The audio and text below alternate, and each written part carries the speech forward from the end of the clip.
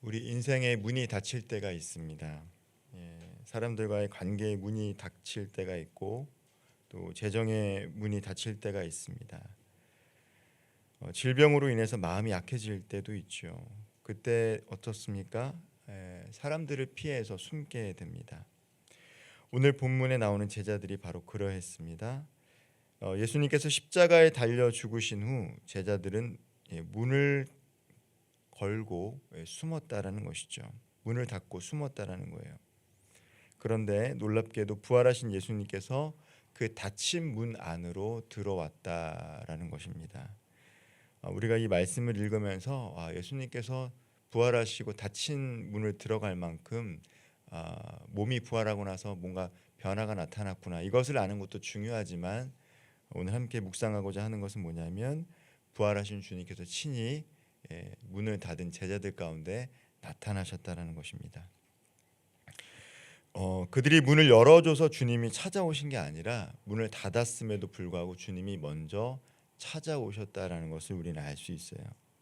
이것을 통해서 내가 무너져 있고 때로는 의심이 싹틀 때가 있지만 그래서 때로는 주님을 떠날 때도 있고 숨을 때도 있지만 그럼에도 불구하고 그런 연약한 자들에게 먼저 주님이 찾아오신다라는 것을 우리는 알게 됩니다.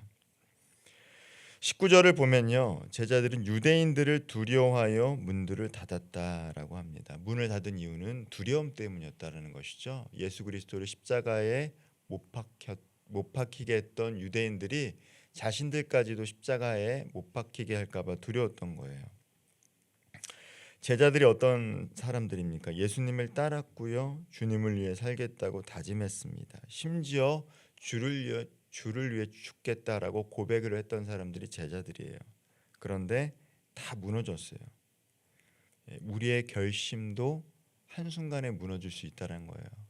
때로는 우리가 성령이 충만해서 어떻게 살겠노라고 결단하지만 그 결단이 오래가지 못할 수도 있습니다. 그만큼 우리는 연약한 자들이다라는 것을 기억해야 돼요. 그리고 교회는 어떤 곳입니까?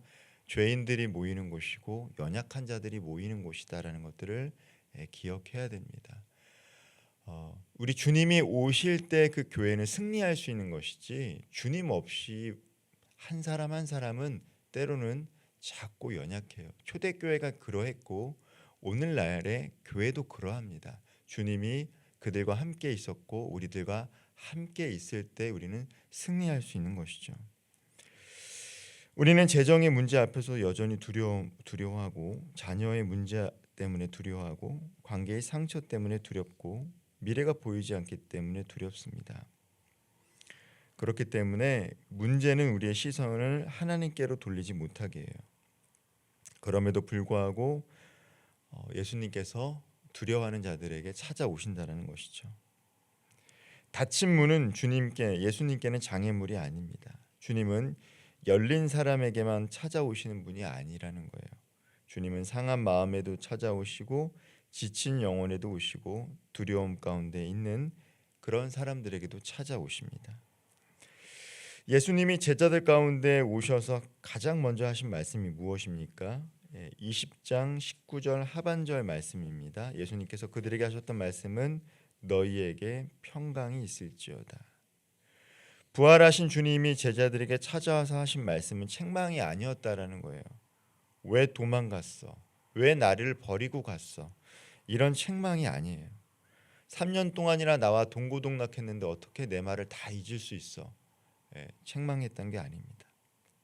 평강이 있을지어다. 제자들에게 가장 필요한 것은 지금 무엇이 옳고 그른가를 가르쳐주는 책망이 아니라는 거예요. 두려워하는 자들에게 먼저 주어야 될 건 평강이라는 것이죠. 삶을 살다 보면 사람이 똑똑하고 세상적으로 잘 살아왔던 사람들이 두려움 가운데 처하면 어떻게 됩니까? 분별력을 잃을 때가 있어요.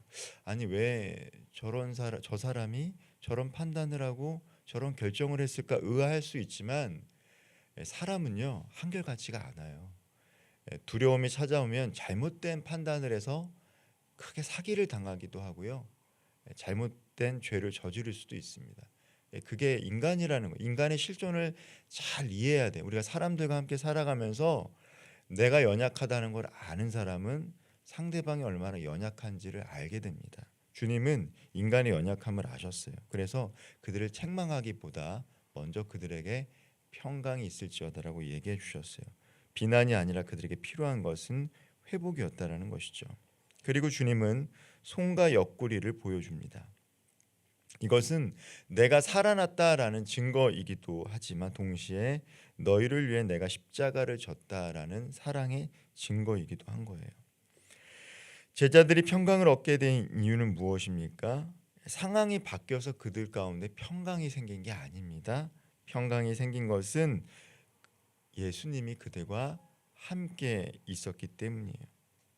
그러므로 성도 여러분, 오늘 우리 인생 가운데 필요한 것은 문제 해결만은 아니에요. 물론 문제가 해결이 돼야지 마음의 평강이 찾아올 수도 있습니다. 그러나 문제가 아직 해결되지 않았지만 그 문제는 여전히 사라지지 않았지만 우리 삶 가운데 주님이 함께 인재하면 평강이 우리 안에 있을 수 있다는 것입니다.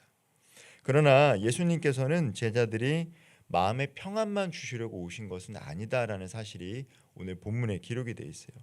21절 하반절 말씀 제가 한번 읽어보겠습니다. 아버지께서 나를 보내신 것 같이 나도 너희를 보내노라. 자, 주님은 두려워하는 자들에게 찾아오셔서 그들을 회복시키시고 그들에게 평강만 주려고 하신 게 아니다라는 걸 알 수 있습니다. 다시 그들을 사명의 자리로 파송하기 위해서 아버지가 나를 보내신 것처럼 나도 너희를 보내기 위해 찾아왔다라는 것을 명확하게 말씀하고 있어요. 그러면서 하셨던 게 무엇입니까? 성령을 받으라는 거예요. 사명을 감당하기 위해서 가장 중요한 게 무엇입니까? 성령이라는 거예요. 제자들의 열심은 있었습니다. 그러나 그 열심은 두려움이 찾아오면 무너질 수밖에 없어요. 그러나 하나님의 영이 내 안에 있고 예수 그리스도의 영이 내 안에 있고 거룩한 영이 내 안에 있으면 어떻습니까? 하나님이 우리 삶 가운데 함께 하기 때문에 두려움을 넘어설 수 있고 사명의 자리에서 그 사명을 계속해서 감당할 수 있게 되는 거예요. 부활의 주님은 두려움에 빠진 제자들을 위로만 하시기 위해 찾아온 게 아닙니다. 다시 일으키고 세우시기 위해서요. 주님은 우리를 두려움에 건져내실 뿐만 아니라 그 두려움을 넘어 사명의 자리로 이끄시는 분이시다라는 것을 우리는 이 본문 말씀을 통해서 다시 한번 확인하게 됩니다. 그런데 오늘 본문에는 도마라는 사람이 나와요. 처음 주님이 제자들을 찾아오실 때 도마는 그 자리에 없었습니다. 다른 제자들이 우리가 주를 보았다고 말했지만 도마는 믿지 못했어요. 오히려 그는 내가 주님의 손에 못자국과 그리고 옆구리에 넣어보지 않고는 믿지 않겠다라고 이야기를 합니다. 우리는 흔히 도마를 의심 많은 사람이다라고 이야기해요. 그러나 실상은 의심이 많기보다 어떻게 보면 합리적인 것이죠. 죽은 자가 살아난다라는 것을 믿기 어려울 뿐더러 사실 도마는 그 자리에 없었습니다. 그렇기 때문에 믿지 못하는 게 어쩌면 당연할 수도 있습니다. 그런데 예수님은 도마의 의심을 외면하지 않았다라는 거예요. 여드레 후에 다시 제자들이 모였을 때 예수님이 그들 가운데 찾아오셨습니다. 그리고 이번에는 도마를 향해 말씀하십니다. 27절 말씀 제가 한번 읽어보겠습니다. 내 손가락을 이리 내밀어 내 손을 보고 내 손을 내밀어 내 옆구리에 넣어보라. 그리하여 믿음 없는 자가 되지 말고 믿는 자가 되라. 예수님은 도마가 했던 말을 어떤 이유에서인지 다 알고 계셨어요. 그리고 그 의심의 자리까지도 친히 찾아오셨습니다. 주님은 자신의 말에 의심하는 자를 버리지 않으신다는 것을 알 수 있어요. 사람은요, 내 말을 신뢰하지 않는 사람, 내 말 따르지 않는 사람을 함께 하려고 하지 않아요. 사람은 그런 존재예요.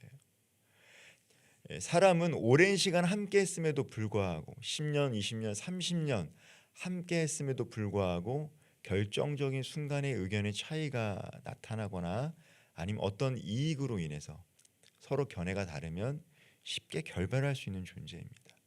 그런데 예수님 어떻습니까? 나를 의심하고 내 말을 믿지 않는 자를 위해 친히 찾아오셨다는 포기하지 않은 하나님의 사랑을 우리는 다시 한번 묵상하게 되는 거예요. 믿음이 약하다고 포기하지 않아요.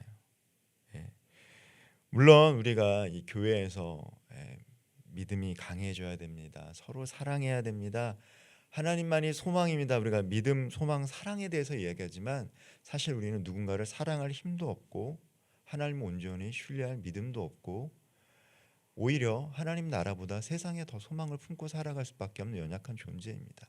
그러나 그런 연약한 존재를 하나님은 결코 포기하지 않는다라는 거예요. 그 하나님의 사랑을 알기 때문에 제자들은 다시 일어설 수 있는 거예요. 주님의 사랑이 결국 도마의 입술을 통해서 이렇게 고백하게 합니다. 나의 주님이시오, 나의 하나님이시다. 이런 신앙 고백은 하나님의 사랑을 경험할 때 비로소 나올 수 있는 신앙 고백인 것이죠. 제자들은 두려움 때문에 문을 닫았고 도마는 의심 때문에 믿지 못했습니다. 두려움과 의심이 제자 공동체 안에 있었다라는 거예요. 그러나 부활하신 예수님 그 두려움과 의심 가운데 찾아오셨어요. 그리고 말씀하셨습니다. 너희에게 평강이 있을지어다. 오늘 우리도 마찬가지입니다. 마음의 문이 닫혀 있을 수 있어요. 관계의 문, 우리 진로의 문, 믿음의 문이 닫힌 것처럼 느껴질 수 있습니다. 그러나 주님은 그 닫힌 문 앞에 홀로 계시는 분만이 아니에요. 그 문 안으로 들어오십니다. 그러므로 오늘 우리가 붙들어야 될 것은 내 믿음의 크기가 아니라 우리 삶의 자리에 찾아오시는 주님의 은혜를 간구해야 합니다. 세상 사람들은 운을 놓고 많이 얘기해요. 운칠기사입니다라고 얘기하는데 우리 믿는 사람들은 뭘 바라고 간구해야 됩니까? 하나님의 은혜를 간구해야 돼요. 나의 열심과 나의 믿음도 중요하지만 우리 삶에 더 중요한 부분 무엇입니까? 내 믿음이 연약하고 내 열심이 부족하지만 이런 부족한 나를 사랑해 주시는 하나님의 은혜가 나와 나의 가족, 우리 교회 그리고 우리의 삶의 현장 가운데 임할 때 그 모든 두려움은 사라지게 되고 모든 의심은 걷어지게 되는 것이죠.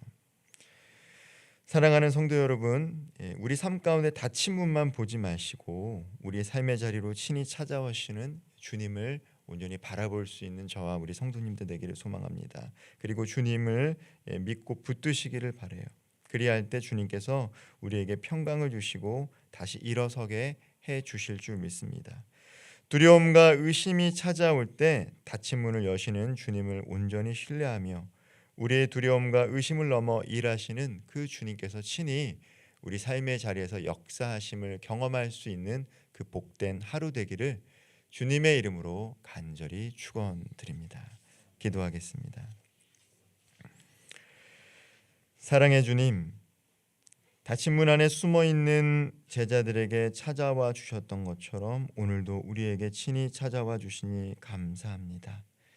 특별히 육신의 질병으로 고통받는 환우들을 기억하여 주사 치유의 손으로 만져 주옵소서.